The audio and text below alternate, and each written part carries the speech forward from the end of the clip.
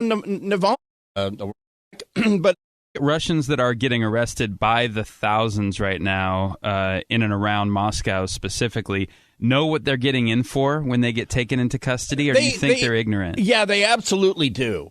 And this is where people don't understand that, why does Putin keep Alexei Navalny alive? I've wondered that myself, actually. Yeah, how does he have a Twitter feed, and how does he get stuff out on Twitter? He's being kept for the same reason people keep parakeets. Putin's very much aware that he holds the power of life and death over that guy, and so is Navalny. Very much aware that he holds the power of life and death over that guy, and so is Navalny. Absolutely aware. And after Navalny was poisoned, of course, by the signature thumbprint of Putin, and that is Novichok, the unique nerve agent that only Russia possesses, which is the point of using it. After he was healed up in Germany, the Human Rights Watch and all that were saying, don't go back. But Navalny knows his role in the world. And that's to at least be the one guy, be the face of that. There are some who say that it's a 3-level Star Trek chess, that Navalny is part of the entire play. Oh, wow. Yeah, that is 4D chess. Yeah. And but the guy's still alive. Meanwhile, other people who are not on script, if there's a script, doctors who are coming out saying that the Russian Sputnik vax was not adequately tested. They were falling out of 5th-story windows left and right over the past 2 years, and there seems to be the method is the message. It's not like he slipped on snow and was run over by a bus. No, that might be explainable as an accident. There is a reason that the mob, if you owe the mob money, they throw you through glass, or there's different signatures to different deaths. And it was the same with spies in the old Soviet Union and current Russia. And the entire point of killing one of your own guys who was a spy is as a message to the other guys who are thinking about it. Alexander Solzhenitsyn wrote that the only way the Soviet Union could continue to perpetuate itself was 2 reasons: coercion and the threat of imprisonment. So Congratulations, Russia. What's old is new again. Yeah. And I mean, this is what happens when the Chekist takes over. And for people who want the shorthand version, the KGB was a state within a state. It was a better state than the Soviet Union. You got a car, you got a better apartment, you got better food, better stores, the whole thing. So, of course, it's where the cleverest people went to keep down the dumbasses. And they did. And when the Soviet Union collapsed, the KGB circled the wagons and said, let's make sure that we stay in charge, and let's split up the pie. And this is what's funny is half the oligarchs, half the guys who had the best kickback bid to take over Russian arms factories and the natural gas industry and all that, half of them were KGB. I mean, it writes itself. And you would not dare write it like this. It could be unbelievable. But, these yachts and stuff, these uncultured, hairy pigs wearing Speedos on the bow of their yacht, this is not a cliche. That really is who those guys are. It's crazy. But meanwhile, in the actual war, the Russian offensive has been stalled for days and days and days. The Ukrainians continue to pick them off armored vehicles by the dozens by the day. As we speak, the leaders have to get this right. The leaders of Poland, Czech Republic, and Estonia are going to by land, going to Kiev to meet with Volodymyr Zelensky today, and he is going to speak to the U.S. Congress tomorrow. But in about an hour, he's going to speak to the Canadian Parliament, And I'm sure Biff and Chad are excited about being there today. And it's no small thing that these prime ministers are going to Kiev because they're traveling to a war zone right now, which is largely a symbolic act of solidarity, but it's big. And they're fair game. I mean, killing the three heads of NATO countries would be, literally an act of war. It'd be really, really stupid. However, invading Ukraine with an unprepared army is really, really stupid, too. Did Hitler ever try to assassinate the big three? Yes, he did. Ever seen The Eagles Landed, the great Michael Caine World War II movie? I have not. Oh, great movie. It's on my list. Partially based on a true incident. And guess what? That folksy historic anecdote coming up in 30 seconds. AM 770 KTTH, Bryan Suits here. We'll get you to work with the right-way traffic. So would Putin be dumb enough? Does he have the resources to actually try to assassinate three heads of NATO nations today visiting Zelensky as a message? Sure. I mean, what's in it for him? I don't know. What's the rest of this in it for him? Because now that clearly, and I want to go back to, I forgot what day one was. Day one was 20 days ago. But at the end of the show at 8:45, as I was scanning all the open sources, I said, this is the end of the day one. They've achieved none of their goals. This means very bad news for the Russians. Yeah, Thursday, February 24th was the first day. Yeah. And I'm reading a lot of reports in the past 24 hours that prove a lot of what you've said to have been absolutely right. One of which is the Chinese really believed this quote-unquote special operation was going to be quick, clean, and not a lot of casualties. And boy, was that blown out of the water. Yeah, and this is sort of the game within the game, is that she and the rest of the PLA, the People's Liberation Army, they're huddling up, and they're saying, we know that in the long run the Russians are our foe, and we've been holding off because they're so good at war. Wow, were we wrong? Ned Price spoke about the possibility of Chinese involvement with the Russians and said this, one of the most famous phrases in the history of diplomatic impotence. One of the most famous phrases in the history of diplomatic impotence. We are watching very closely the extent to which the PRC, or any other country for that matter, provides any form of support, whether that's material support, whether that's economic support, whether that's financial support, to Russia. Any such support from anywhere in the world would be of great concern to us. It would be of course, the greatest concern if a country like the PRC were to be doing that, a country that, by the way, has tremendous leverage with Russia. Did you pick up on that? Great concern or the greatest of concerns? He went there. Yeah, he went there. He went there, and that's sort of the thing about Ned Price. If you've never seen him, the State Department spokesperson, he reminds me of Beaker from the Muppet Show or something. He just sort of that's the not way fair. That he speaks is. I think he thinks it's really deliberate or something. It's off-putting.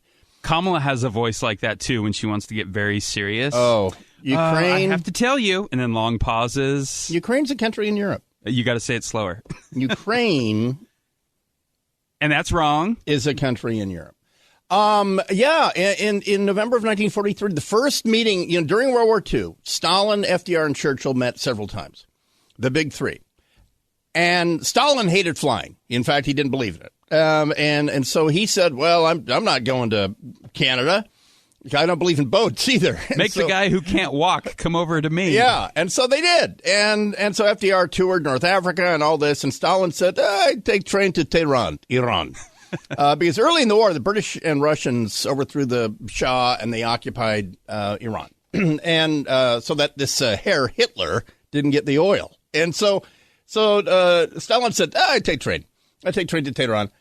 Well, the Germans found out that there was going to be this meeting in Tehran in November of 1943, and they launched an operation. And the plan was parachute commandos into Iran, and it would be Unternehmen Weitsprung, Operation Long Jump. And it was a long jump, and it's a crazy story, but it failed, and it winds up with German paratroopers gutted along the highway on the way to Tehran from their landing zone. But they got ready. I mean, it was a serious plot, and it would have taken a lot of leaps. But Stalin got wind of it, and he told Churchill, "If I were you, I'd stay in the Russian embassy here in Tehran." And Churchill said, "That's the most ridiculous thing I've ever heard. Can I have a bed?" And so. Anyway, it's the idea of sending a message to NATO by killing 3 NATO leaders today. It's not out of the realm for the way Putin thinks. Don't you think that would also be a grave miscalculation on his part, though? But here's the thing: he zero repercussion for killing a KGB whistleblower by polonium in London. A couple years later, he attempts to kill a defector who was traded and his daughter in Salisbury, England, with a unique nerve agent. The guy survives miraculously. So does his daughter. No repercussions. So apparently you can do whatever you want in a NATO country, and they don't do anything back to you. But that's partly why he thought this quote-unquote special operation would go so splendidly for him, because he faced no repercussions for years, whether it was in Georgia or Crimea or poisoning countless of his political opposition. But now I think the ballgame has changed a little bit. There has been somewhat of an awakening within Western free societies about what's going on in Eastern Europe right now. But he doesn't. The important thing is that he assessed that, and he's not getting that assessment. Okay. And he's also, by the way, he's not being told, full on. He's not being told the truth about what's going on in Ukraine. But as usual, as they showed in Chechnya, as they showed in 2008 in Georgia. When the human element fails, that means the 18-year-old driving that tank or the 22-year-old leading that platoon, when that fails, there's no plan B. They have to get to plan H. Plan H is overwhelming firepower. And we're at a point now where Russia's lack of success on the ground means bad news for Kiev. It's going to look like Kiev in 1943. It's going to look like Kiev when the Red Army took it back from the Nazis. It's in their blood that town be leveled every couple of years or every couple of centuries. It's crazy that it's this inevitable, but it is. It just simply is, unless somebody Novichok's Putin today. But whoever that person was who was going to think of that, they were fired 20 years ago or killed, or they fell out of a 5th-story building into a vat of Novichok or whatever, or they were the polonium delivery guy for, and so he's that good at covering himself. But part of the thing is these yes men that have been telling him for years, oh, yeah, the modernizations are great. Yeah, we're going to have a world-class army. Don't worry. Well, okay, the rubber's meeting the road. That Georgia thing took 5 days, so it covered up a lot of structural problems. 2014, Crimea took a little longer. But this is absolutely stripping bare what's wrong with their army. And for the guys sitting there saying, please don't shoot me in the head, their other path to victory is absolutely devastating Kiev. Or the other thing, coming up with a provocation to use chemical weapons, which by the way, the Russians aren't supposed to have, supposedly. But I've never for a second thought they really got rid of them. It's just that the reason we couldn't sign the chemical weapons ban fast enough is because we know and the Russians know those things are as much of a danger to the user as to the intended target. They're just nasty. As Putin's reputation and legacy now are laying naked and burnt in a forest north of Kiev, what depth would he not reach? Well, I don't know. I don't think we've reached it, even got to there. A Fox News reporter that we featured a week and a half ago was wounded apparently slightly and being evacuated to Germany, and we'll play that audio for you again. Back in a second. It is AM 770 KTTH. Bryan Suits here. Time for a new in the a.m. 770 KTTH. Bryan Suits here on your Tuesday morning. And Mark and Everett on the text line correctly points out 18 minutes in, and Kamala came up in the conversation. New record, I think. Meaning late or early? I was trying to decipher that as well. Yeah, so where in the world is Cammie Harris at 6:05 a.m.? But I got to say, it's while those drops, those quotes that we have are just so fascinatingly inept and vapid. It just gets scary that that's the person who's a heartbeat away from being the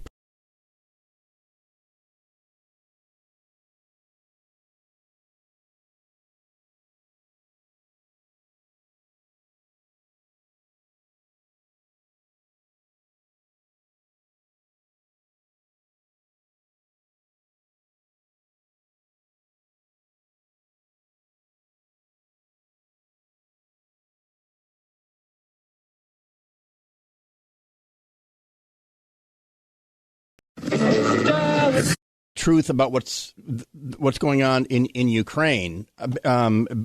He zero plan in Chechnya, a defector who was traded, and his daughter in Salisbury, England, with apparently slightly and being evacuated. Ops, those quotes that we have are just so fascinatingly inept and vapid. It just gets scary that that's the person who's a heartbeat away from being the president and the leader of NATO. And also, by the way, that goes for the Tom. You know, the news I just couldn't on Sunday. I just couldn't get excited about or whatever. And don't get me wrong, I loves me the NFL, but Tom Brady is retired. He's not retired. Like, it's not going to get a minute on a Monday. With this, with the opening of World War III happening, I couldn't care less. I just love the hot takes. I saw someone on Twitter post, Tom Brady spent 2 months with his wife and kids and decided I need to get back on the field and continue to be hit in the head by 300-pound linemen instead. Yeah. So I mean, it just that's where I felt bad because I've got a couple friends that do a sports radio show, and I mean, and they're both really smart guys, and they know how sort of right now how sort of empty it is to be talking about the comings and goings of Tom Brady or the other controversy. And I guess I have to play this if I'm going to bring it up. The director of horrible movie, The Power of the Dog. It's not that bad. This New Zealand woman, Jane Campion, who shot the Montana-based movie in New Zealand, apparently, and say there's no like gender difference in the Ides. Today is the Ides of March, and who cares? We're halfway through March, so we're 2.5 months into 2022, and we already exceed those deaths from a couple years ago. So no, I don't want to move to downtown Seattle. Who would? Well, and I think you make a very valid point, which is fentanyl has been, mixed in with a lot of the drugs people are consuming nowadays. I think another point I would like to bring. You know who is bravely donning a hoodie in tribute to Vladimir Zelensky? Macron. Emmanuel Macron. And he's a little unshaven in the latest photo that I saw He's from looking, him. how do you say, scruffy. Where? And it's kind of a mix between Zuckerberg and Zelensky, though. Yeah, I don't know if he pulls it off. But he's trying to go war room, right. Which Zelensky, how did say that? That's kind of the part that's annoying about this is Macron goes out absolutely dressed to the nines, always the blue suit, he's shaven, the whole thing. He's that guy. But Macron, in this war, he's been far more Chamberlain than Churchill. He was the one going, Russia's not going to invade at all. I just met with Putin. I know. Oh, look at this document I have signed. It's peace in our time. He's Sheriff Behan in Tombstone. I just talked to the the Clantons and the Cowboys. There's not going to be a fight, guys. Call it. That's we him. good. So now he is wearing the hoodie and because he's the commander in chief of the French military, so it's a military French army paratrooper hoodie. which is that, just wear a Puma hoodie. Don't do that. But so anyway, he's stealing Zelensky's look. And as if Zelensky has a choice. That's the annoying part, is that Zelensky wishes he was in a gilded palace, the Elysee Palace in Paris, having a delicious array of meats and cheeses. That's right. His unshaven face and bags under his eyes and camouflage T-shirt is not a fashion choice. Yeah, his capital's being, how do you say? Yes, bombed. Yeah, but so anyway, I don't. They're talking about Biden going downrange, going to Europe next week. If he dons a hoodie, here's the thing. It's coming. Because no one around him is original. They're going to see what Macron, by the way, the president of France gets to approve photos of him that are released. So just like the president of the United States or his press people. So Macron is sitting at a desk. It's a very busy desk, and he is speaking on the speaker phone, the phone of the speaker, and he's wearing the hoodie. Oui. And he's a oui, madame. So, and he's got the hood. I hate this. He has the hoodie rolled up to the elbows. And that's a varsity move. And it's like wearing, shorts over your sweats. Just get to high school already. But here's what's happening today. The White House press office are looking at these Macron pictures, and they're saying, you know what? All the Western leaders have to look like they're manning up. You've got the prime ministers of Estonia, Poland, President Poland, and the Czech Republic going physically to Kiev today. Talk about owning the role. If they wear a hoodie and they don't shave, at least they're in Kiev. Macron is safely ensconced in the. They don't even hide it. It's called a palace. It's Elysee Palace, not the mauve house or the blonde house or the White House. No, it's the palace. But so anyway, somebody in D.C. is going to tell either the president or his vice president to do a war room photo. They ginned those up for Obama. They ginned them up for Clinton. Always. You had to have the war room photo. There they are in the war room, and they're in some basement skiff at the White House. Oh, that's right. The most famous one from the Obama administration was during the bin Laden raid, right, where Hillary's covering her mouth and everybody's looking very solemnly at the TV screen. I think Bush had a few of those kind of photos during the Iraq War. Was there one for Trump? I don't recall. Because Trump didn't, short of golfing togs, Trump didn't dress down. He bombed a terrorist, though, a prominent terrorist at one point, but I don't remember any photo opportunities from that. When they killed Abu Bakr al-Baghdadi in Syria, Trump was like, "Call me when he's dead." He text me. Yeah, that's sort of the deal. The difference was that. Trump didn't want to sit there and see a live feed. He didn't want to sit there and dictate, where each helicopter landed. He didn't care about the live feed of killing an old diabetic man and shooting him in the head, like Obama did. He was probably out golfing. You don't have to be there second guessing the D-boys when they land on Baghdadi's compound. Who are the D-boys? Do you have to censor yourself? They're these chaps.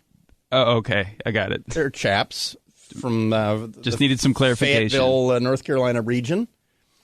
But yeah, you don't sit there on infrared and say, "Hey, send in the K9." Watch it. He's going in the cave. So many people in the military decision-making process give Trump credit for just saying, "Look, here's the end state. Make it happen. Backfill the planning, but I want that guy dead and the head of ISIS dead, and just tell me when it's done, and I'll play golf with his noggin." Speaking of morons, the Seattle guy that was arrested last May at SeaTac because he wanted to, join ISIS and stuff, he did plead guilty. And this is sort of the difference between the United States and Canada, the UK, and the rest of Europe, is that in America, intent is a crime. If you walk into a bank with a gun, a bag marked ill-begotten gains, a gun, did I say that? A bag, a note, give me all your money, whatever. You don't have to actually carry through with the bank robbery for that to be, an attempted bank robbery. In America, you go online, you make statements. I want to join ISIS. I'm going to join ISIS. You communicate with people who you think are ISIS recruiters. Then you buy a one-way ticket through Amsterdam to Cairo. Yes, they arrest you at the gate because of intent. And as the mayor, please tell me you've seen Dirty Harry. I know the quote. Oh, okay. Yeah. So anyway, how did you establish intent? Well, when I see a man at the gate with a one-way ticket to Cairo and all these online statements that he wants to join ISIS, I don't think he's out collecting for the Red Cross, to paraphrase Detective Inspector Callahan. You could ask yourself a question. Do I feel lucky?